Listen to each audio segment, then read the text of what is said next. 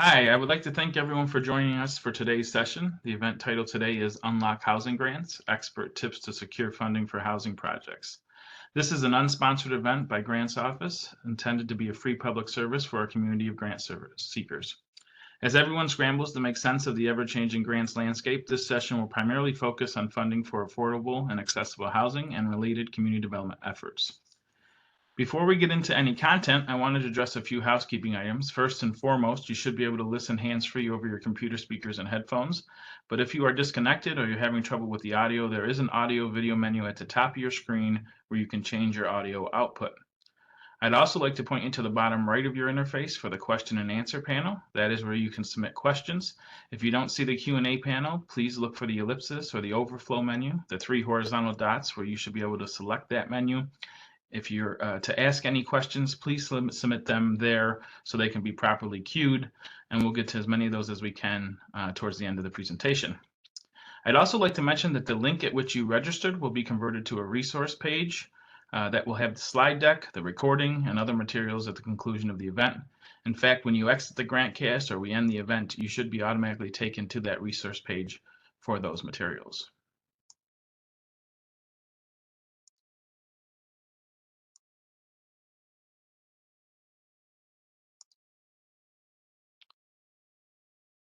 Without further ado, I'd like to introduce our presenters. I'm Chris LaPage, Chief Services Officer at Grants Office. I've been here 16 years and consulted across all verticals at one point or another.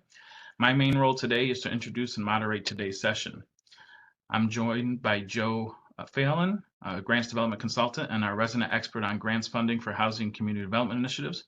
Joe has been with Grants Office for 5 years, coming to our firm with experience working directly in local government operations, as well as from the outside as a public relations consultant and journalist. Joe's unique and varied background makes him especially successful in his role as a grants consultant. We're all lucky to have him here today to walk us through the grant funding landscape for housing initiatives. In terms of today's agenda, we're going to talk a little bit about the type of housing projects that are fundable through grants and how they may tie into larger community and economic development initiatives. Joe will then walk you through the grant funding landscape for these projects, including federal, state, and foundation options. We will then answer as many of your questions as possible before a brief note on how Grants Office can help you with your grant seeking efforts. And now I would like to turn it over to Joe. Take it away. Thank you so much, Chris. Good afternoon or good morning to everyone, depending on where you are located. Happy to be here to talk through some of the various grant opportunities that exist right now from the federal, state, as well as from the foundation level. First, let's kind of highlight some of the housing projects that grants typically will fund. First, you have affordable housing or any type of housing. Affordable housing, as defined by HUD, is where the occupant pays no more than 30% of their gross income for housing costs, which includes utilities. In addition to grants that will fund affordable housing projects, there are also funds available for housing for those experiencing homelessness. Community development, for that, you think about projects that help with water and sewer facilities, economic development activities, sidewalk improvements, elimination of slums, anything to kind of help increase the area of where the community resides and the proximity of those homes near various public places.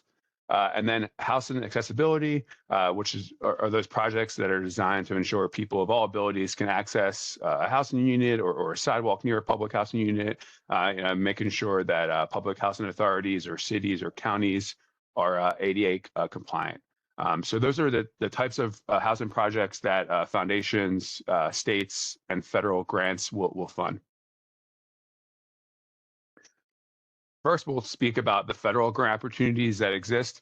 The most popular and flagship community development block grant program is the first program I'll speak to, which is going to provide some funds to all types of entities to develop viable urban communities by providing decent housing and a suitable living environment, as well as expand economic opportunities for those low and moderate income persons. So basically, the community development block grant is meant to carry out a wide range of activities that are focused on neighborhood revitalization, economic development, as well as to provide improved community facilities and services. So all activities must meet at least one of these national objectives: the benefit of low and moderate income persons, aid in the prevention or elimination of slums and blight, or meet certain community development needs. So some example activities include, acquiring real property, relocation and demolition, rehabilitation of residential and non-residential structures, any type of construction of public facilities and improvements. It could be water and sewer, broadband, streets, neighborhood centers, or the conversion of school buildings for eligible purposes, public services, and then any type of economic development, as well as job creation and retention activities. So the community development block grant, there are two types of funds. There's the entitlement funds, and then there are the competitive funds. So for the entitlement funds, each year a certain percentage is allocated to entitlement cities and counties, which are any city that has more than 50,000 residents, or any county that has more than 200,000 residents. So in most recent fiscal year, it was $2.3 billion that was allocated to these entitlement cities and counties throughout the country. There is no deadline for this program, since cities and counties that fit and fall into that range of population receive those funds directly, and then they can utilize them however they would like to utilize them, as long as they fit into the project activities that I mentioned on the previous slide, and then I'll provide examples on the next slide as well. But basically, each state has a handful of cities and counties that receive these funds directly from HUD. It just depends on the size of these communities. For those communities that do not have at least 50,000 residents, or those counties who do not have at least 200,000 residents, there are funds available in a competitive nature. So a little over $1 billion is dispersed across those states and territories. And then the local deadline will vary. Some states prioritize certain projects and maybe have deadlines that vary depending on the types of projects, whether it's neighborhood revitalization project versus a community improvement project. It could be affordable housing project versus improvement sidewalks or drainage. So it really just depends on the priority of that state, and then when that local deadline is going to be. But pretty much any city or county who doesn't receive entitlement funds is eligible to apply for the CDBG competitive program within their state. So some examples of awarded projects that we've seen both competitively as well as as part of the entitlement fund: any type of improvements of sidewalks, drainage, or water and sewer systems, upgrade buildings and broadband infrastructure, enhancing emergency services, as well as providing access to public buildings, all types of affordable housing projects, anything to do with social services, childcare assistance, the creation of a library or senior center, as well as any type of neighborhood revitalization project. So those are typically what we see the majority of these grants go towards. We definitely see water system improvements, sidewalk improvements, drainage upgrades as popular options for for the competitive grants that we see across various states when they announce their awards through press releases. And then obviously some affordable housing projects as well. So with that, I'll move on to some other federal opportunities more focused on homeless assistances. So there are three major federal grant programs. Some are a little bit more competitive than others as far as how much is available. You have the Emergency Solutions Grants, which provides various funding to help engage homeless individuals and families living on the street, improve the quality of emergency shelters for homeless individuals and families, as well as to help operate those shelters, to provide essential services to shelter residents, to rapidly rehouse homeless individuals and families, as well as with prevention for families and individuals from becoming homeless. So communities, counties, cities, nonprofit organizations, states can receive funds for these emergency solutions grants. It will vary, by state, but yeah, this is a program that has funds available for these emergency solutions. Then you have the Youth Homelessness Demonstration Program, which is a program that helps develop and implement a coordinated community approach to help prevent and end youth homelessness. as well as, kind of sharing the experience, so it can be passed forward to other municipalities and cities and counties throughout the country. It's really meant to help those youth experiencing homelessness, which includes unoccupied as well as and pregnant or parenting youth. In recent years, there's been around 70 million that's been available for around 20 awards, with the range from 600,000 up to 15 million per award. States, counties, cities, tribes, nonprofit organizations are eligible to apply. We do anticipate this program to return, at some point this year, with the deadline of August 2025, as the expected deadline. And then the last federal program is the Continuum of Care program, which is meant to promote a community-wide commitment to the goal of ending homelessness. So there's a ton of money available for all types of nonprofit providers, states, and as well as local governments to quickly rehouse homeless individuals, families, persons fleeing domestic violence, as well as any youth who are experiencing homelessness. And there are several different types of projects that are eligible under this Continuum of Care program. You have any type of structure or unit to house homeless individuals, operating costs to provide traditional housing, short or medium term tenant-based rental assistance, supportive services, the homeless management information system, as well as any type of project administration costs. Those are the 6 eligible costs for the Continuum of Care program. We do anticipate this program to return with a deadline sometime in August, but we're still waiting for final information about that. So federal grants, there are definitely more out there as well. Still, some things are kind of hanging in the balance as far as when the deadlines are going to be announced, when the program is going to be announced with the federal government. But for now, these are the programs that are top of mind when it comes to affordable housing, as well as community development, and in addition to funds for homeless assistance. There's also opportunities at the state level that are definitely worth exploring. Definitely encourage you to visit your state and any type of community development office that will fund all types of projects. It just depends on the state. I gave a good sample of like 4 states with different programs that exist right now. Some have upcoming deadlines, others have more rolling deadlines. The first is California, is the Affordable Housing and Sustainable Communities Program, which comes from the California Department of Housing and Community Development. It's going to fund all types of, low carbon transportation as well as affordable housing projects. So public housing authorities are eligible, cities, schools, transit agencies.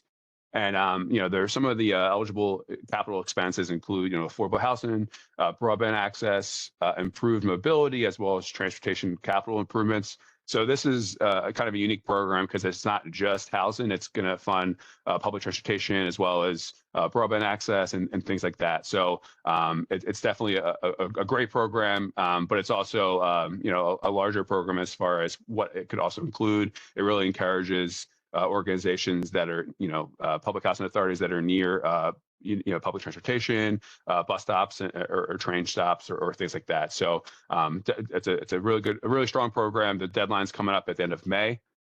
In Oregon, there's the General Housing Account Program, which comes from Oregon Housing and Community Services.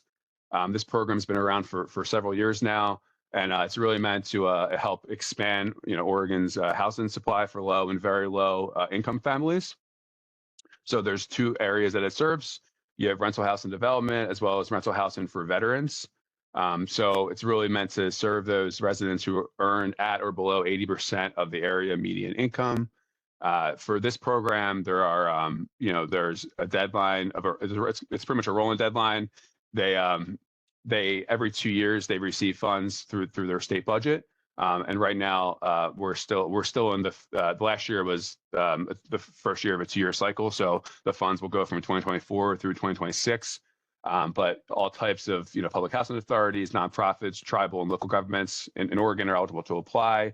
And there are a handful of eligible activities, which include constructing the rental housing to serve those low and very low income households, as well as to acquire or rehab existing structure for those types of purposes. And then there's additional eligible costs or eligible projects that include engineering, feasibility studies, appraisals, and things like that. In Massachusetts, there's the local initiative program. This comes from the Executive Office of Housing and Livable Communities. So it really helps these creation of affordable housing through technical assistance to communities and developers who are working together to create these opportunities.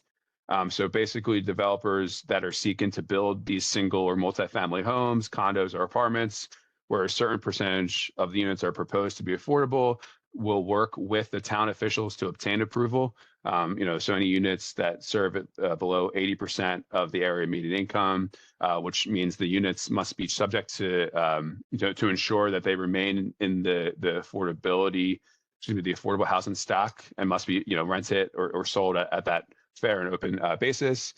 So basically, the Executive Office of Housing and Livable Communities is going to provide these technical support to both the town and the developer to make these affordable housing projects a reality. In Maryland, this is actually a brand new program. It came about in 2024 through the Housing Innovation Pilot Program Act, which it's not really a grant because it's a loan, but low or no interest loans for these local housing authorities or to county governments to partner with housing developers through this fund.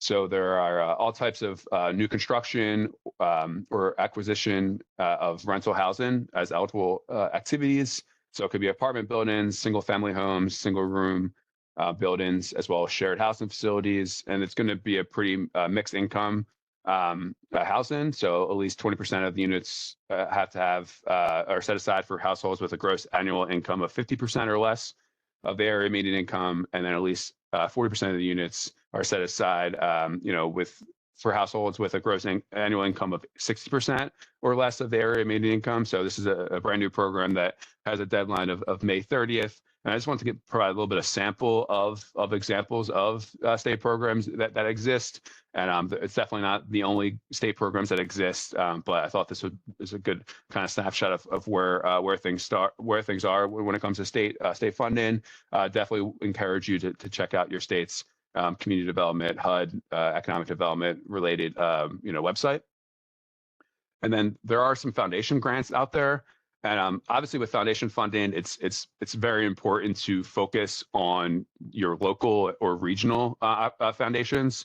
And since this is not necessarily designated to one specific part of the country, I provided some examples of foundations that aren't just focused on one specific region, but are focused on several different regions throughout the country, or just all throughout the country that anyone's pretty much eligible to apply for it. But I would recommend to look for foundations that will fund broad activities, or that exclusively mention housing or human services on their website. Also look for previous awardees if they provide that information. But as I mentioned, since this webinar is not really focused on a specific region, I wanted to provide information about 4 specific foundations that would fund all types of affordable housing and housing-related projects. The first is a Bank of America Charitable Foundation, which has two separate periods of grant opportunities that they release each year with 2 different deadlines. The first was in March, but the second one is focused on stable housing and empowering communities. And the application period opens on May 19th with the application deadline of June 30th. The only caveat is nonprofits must be located in the Bank of America market to be eligible. But there's a lot of organizations that kind of fit into that footprint. So of the 3 focus areas for the stable housing and empowering communities, affordable housing is one of them, which is really meant to provide permanent supportive housing developments or units serving people who are exiting homelessness, as well as working capital for pre-development of supportive housing, or to build nonprofit developers' capacity to create more housing, such as expanding their real estate development teams. And then, in addition to that, there's also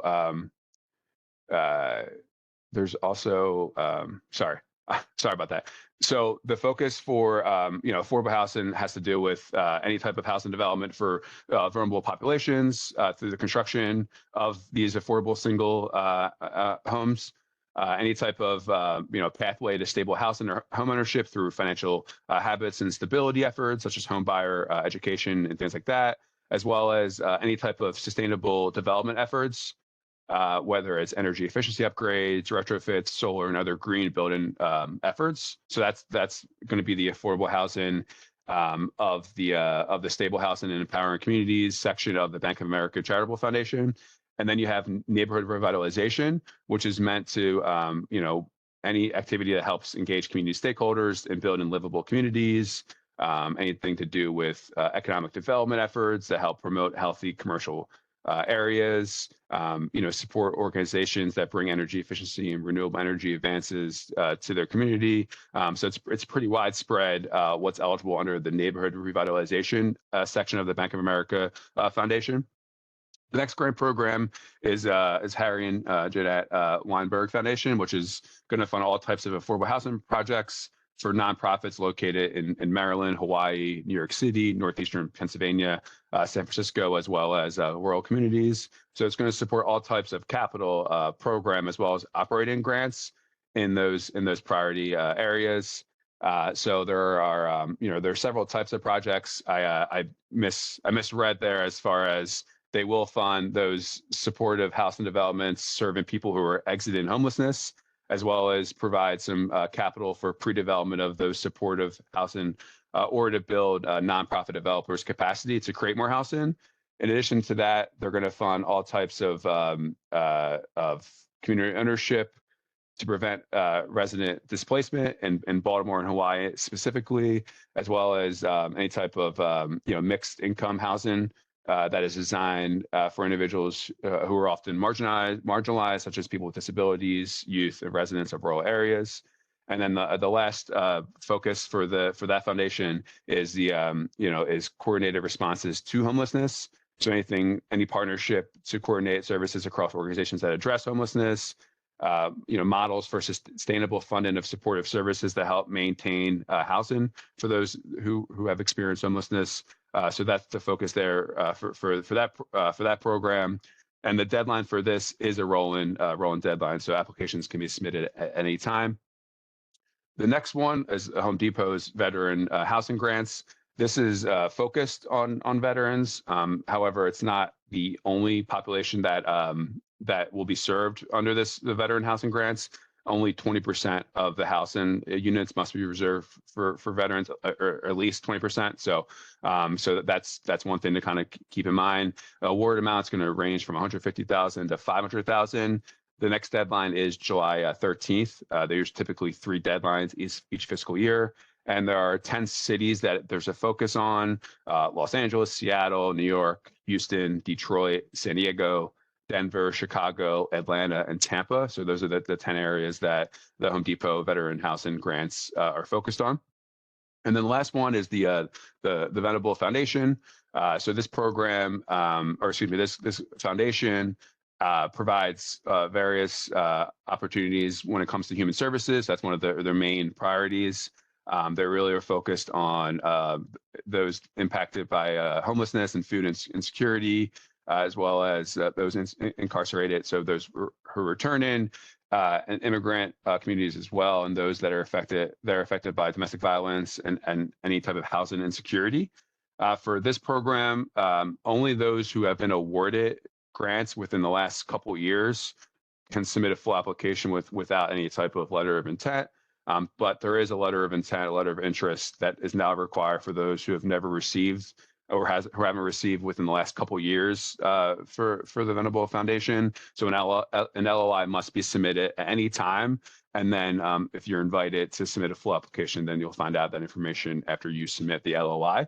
But the Venable Foundation is really focused on several communities throughout the country: Washington, D.C., and Northern Virginia, Baltimore City and County, New York City, Los Angeles City and County, the San Francisco Bay Area, with a special emphasis on the city of San Francisco, Chicago, as well as Miami and Denver. And then for the Venable Foundation, they actually have a webinar next month. A couple of days, they have 2 webinars scheduled for the 14th and 15th at 3 p.m. Eastern. So just kind of an aside there with that foundation having an upcoming deadline for their next deadline, which is June 1st. So you would have to submit the LOI, before that June 1st to get invited to submit a full application. So I know that's a lot of information as far as the federal, state, and foundation landscape, and there are definitely more opportunities out there. As I mentioned, definitely check in with your local foundations that will fund all types of projects that are operating expenses, capital projects. They would be a great place to kind of start as far as those foundations at the local level. And with that, I'll pass it to Chris. Thank you so much, Joe, for that incredible information. And we have a few minutes left here before we hit the half-hour mark for today's session. I'd like to get to the questions that are in the queue. First one in there, how do I find out if I'm eligible for entitlement or competitive CDBG grants? Joe, could you take that one? Yeah, definitely, Chris. Thank you for that question. So yeah, HUD Exchange .info/grantees. There's some really good information there as far as previous awardees and allocations from previous fiscal years. Right now, it's still 2024, but with the continuing resolution that passed last month, the same funding levels are expected. So we anticipate the same level of funding for 2025. Perfect. And another question we had come in, for those federal deadlines that are anticipated, when will we know for sure? Yeah, that's a great question. So yeah, unfortunately, right now we're still just kind of waiting for more information from the federal level as far as when those deadlines are opening. We do know that with the continuing resolution from last month that allowed for the same funding levels from last year to exist until the end of this fiscal year. That means those programs will return in some capacity. So we just have to kind of wait and see when those the notice of fund opportunities are announced at the federal level. Okay, one other one here. Do you expect affordable and accessible housing grants to be impacted by the current administration's executive orders around eliminating diversity, equity, and inclusion, also known as DEI? Yeah, it's definitely something that is being reviewed. Some of the NOFOs might have changed language or things like that. But there should still be funds available to fund those types of projects moving forward. Yeah, I think, and we're going to plug the upcoming budget webcast here in a couple of weeks, but we're going to talk a little bit on that webcast about statutory programs versus those that are at discretion. And I think at least some of those opportunities are certainly built into the statutory language of the budget. So I think that'll be good news on that front. And with that, one final question. At the federal level, is there funding beyond HUD, Housing and Urban Development, particularly for projects to connect residents to various services, address food insecurity, and related housing projects?